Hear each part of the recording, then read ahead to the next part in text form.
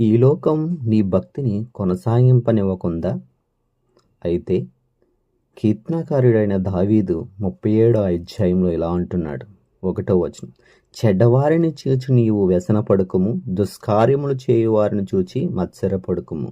5వ వచనం, నీ మార్గమును యెహోవాకు అప్పగించుము, నీవు ఆయనను నమ్ముకొనుము, ఆయన నీ కార్యము నెరవేర్చును. 28వ వచనం, ఏలయనగా యెహోవా న్యాయమును ప్రేమించువాడు, ఆయన తన భక్తులను విడువడు. 34వ వచనం, యెహోవా కొరకు కనిపెట్టుకొని యుండుము, ఆయన మార్గము అనుసరించుము.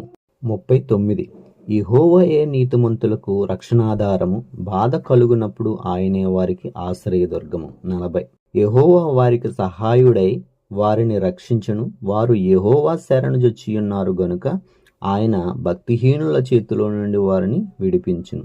కీర్తనకారుడైన దావీదు తనకు దేవుని పట్ల కలిగినటువంటి ఒక ధైర్యాన్ని ఈ లోకానికి చూపించాడు. యోబు తనకు కలిగినటువంటి భక్తిని ఈ లోకానికి చూపించాడు. నీకు కలిగినటువంటి భక్తిని, నీవు దేవుని పట్ల కలిగి ఉన్నటువంటి ఒక ప్రేమను ఈ లోకానికి చూపించు.